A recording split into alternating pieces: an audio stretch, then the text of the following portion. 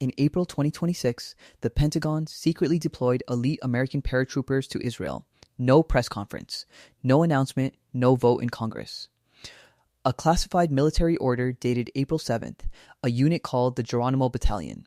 And one target, a tiny island in the Persian Gulf that controls the economic fate of an entire nation. This is not theory. This is not speculation. A leaked military deployment order obtained by journalist Ken Klippenstein confirmed it. The United States has been quietly preparing to seize Kharg Island. And if that plan executes, the consequences will not stay in the Middle East. They will hit your fuel pump, your food prices, your economy, and the people planning this know it. That is the harsh truth. Most people have never heard of Kharg Island. That is exactly how Iran wants it. The island is a 5-mile stretch of coral rock sitting in the northern Persian Gulf, 15 miles off Iran's coastline, roughly one-third the size of Manhattan. It has no tourist hotels, no civilians going about their lives. It is a fortress built around pipelines. Every single day, crude oil from Iran's largest fields, Avaz, Marun, Gokchern, flows through underground pipelines directly to this island. From there, massive tankers load up and carry it to buyers across the world. 90% of Iran's crude oil exports leave through Kharg Island, not 50%, not 70%. Iran earned $53 billion in oil revenue in 2025. Kharg is where virtually all of it originates. The CIA understood this in 1984. A declassified document from that year called Kharg's facilities, quote, the most vital in Iran's oil system, and their continued operation is essential to Iran's economic well-being. That was 40 years ago. Nothing has changed. Destroy Kharg, you do not just hurt Iran. You destroy Iran's military funding, its government payroll, its entire economic survival. This is why the United States wants it. On April 7, 2026, the same day the U.S. launched a second round of airstrikes hitting over 50 military targets on the island, the Pentagon quietly moved paratroopers, specifically soldiers from the 2nd Battalion, 501st Infantry Regiment of the 82nd Airborne Division, the United States Army's premier rapid deployment force. Trained to parachute into hostile territory with no warning, they were sent to Israel. Classified, no public announcement. The 82nd Airborne's headquarters was pulled from a planned training exercise in Louisiana abruptly so the command element would not be, in the words of military planners, caught out of place if the balloon went up. Between 2,000 and 3,000 soldiers. One brigade combat team. Marines from Okinawa also moving toward the region. A military source told Ken Klippenstein directly this deployment is tied to joint U.S.-Israeli contingency plans completed since February for seizing Kharg Island and carving out coastal territory inside Iran. Senator Lindsey Graham said it plainly on camera. Quote, we did Iwo Jima. We can do this. Former commander of the 82nd Airborne, retired General Keith Kellogg, appeared on Fox News and called for the operation himself. His words, take Kharg Island. Take the Strait of Hormuz. Control Iran's oil outflow. This is not a fringe idea circulating in think tanks.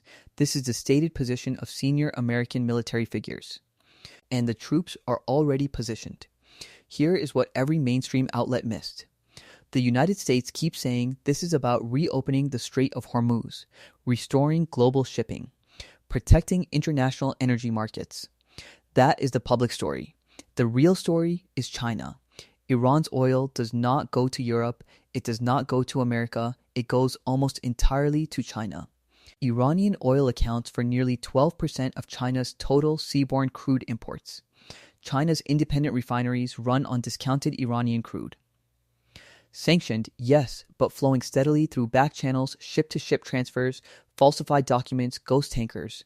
If the United States seizes Kharg Island and shuts down Iran's oil exports, China loses a critical energy supply line overnight. This is not a war about Iran. This is a war about who controls the energy that powers China's economy. And Beijing knows it. China has already banned refined fuel exports to preserve domestic supplies. The moment Kharg goes offline, China faces an energy shock it cannot absorb quietly. That is the real calculation behind every military order, every classified deployment. Every strategic briefing happening in Washington right now. Iran is not the target, Iran is the lever. Now here's the part the Pentagon's war planners do not want to say aloud. The plan has a fatal flaw. Kharg Island sits 15 miles from Iran's mainland coast. 15 miles, within range of ballistic missiles, within range of drone swarms, within range of artillery. Former NATO Commander Admiral Stavridis put it bluntly, Iran would attempt to inflict maximum casualties on any U.S. force attempting to hold the island. But the deeper problem is not the counterattack. It is this. Iran has already threatened to destroy its own oil infrastructure if the island is seized. Think about that. Saddam Hussein did exactly this in Kuwait in 1991. He set the oil fields on fire, not to win, to deny victory to the enemy. Iran has 50 storage tanks on Kharg holding over 34 million barrels of crude. One missile. That is all it takes. The strategic value of the seizure gone. In flames. The United States cannot control what it cannot protect from the owner. And if Iran retaliates, further hitting Saudi oil infrastructure, closing the Strait entirely, striking U.S. bases in Bahrain and Qatar, the global oil price does not rise 20%. It does not rise 50%. Analysts at JP Morgan have already modeled this.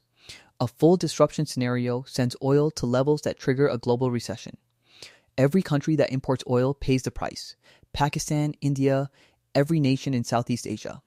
Every economy already struggling under inflation. The paratroopers are in position, the plan exists, the order has a date on it. And the people who designed this operation have decided those consequences are acceptable. Trump told NBC News this week that the Iran conflict is, quote, not an endless war, but a war with troops secretly staged for a ground operation on Iranian soil, targeting the island that fuels China's economy, 15 miles from a mainland armed with ballistic missiles. That is not a war heading toward an exit. That is a war being quietly escalated while the public watches the headlines. The paratroopers are not there for decoration. And that is the harsh truth.